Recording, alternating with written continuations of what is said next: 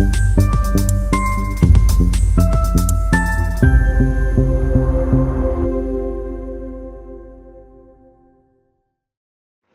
अगस्त को आरा में इंडिया के आह्वान पर होने वाली वोट अधिकार यात्रा को सफल बनाने के लिए लिया गया फैसला।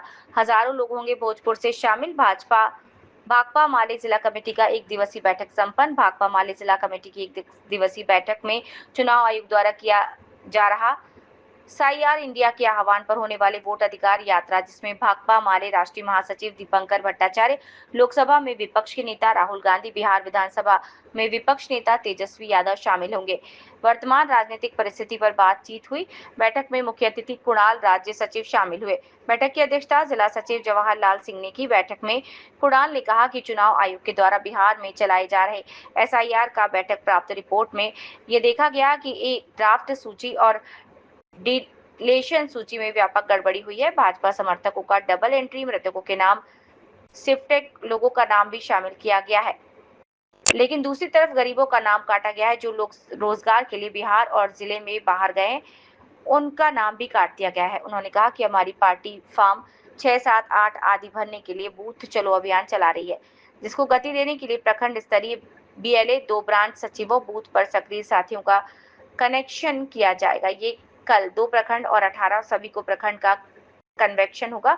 उन्होंने कहा कि 30 अगस्त को आरा इंडिया के आह्वान पर होने वाले वोटर अधिकार यात्रा में भाकपा माले राष्ट्रीय महासचिव दीपंकर भट्टाचार्य, लोकसभा में विपक्ष के नेता पी राहुल गांधी, बिहार विधानसभा में विपक्ष के नेता श्री तेजस्वी यादव शामिल होंगे। तैयारी पर बैठक में बातचीत हुई।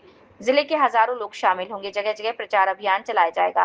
उन्होंने कहा कि चुनाव अभियान बूथ चलो अभियान को गति देने के लिए पटना नगर सचिव व केंद्रीय कमेटी सदस्य का अभ्युदय भोजपुर काम करेंगे। इस बैठक में केंद्रीय कमेटी सदस्य राजू यादव, अंगियाव विधायक शिव प्रकाश रंजन और अन्य शामिल।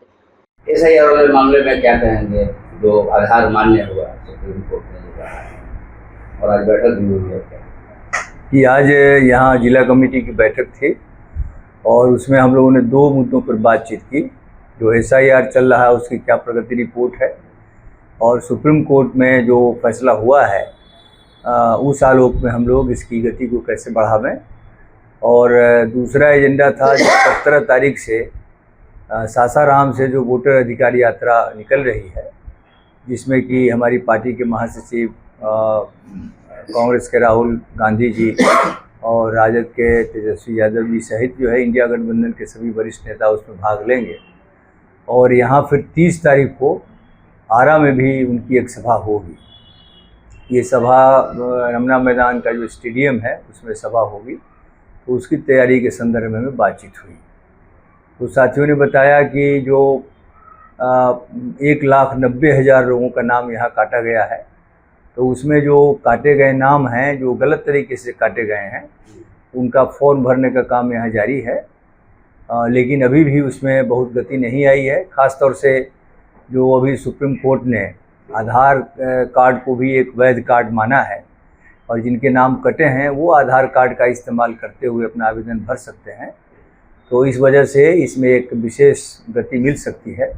तो इस उद्देश्य से कल और परसों 2 दिन BLA 2 का एक प्रखंड स्तरीय कन्वेंशन रखा गया है।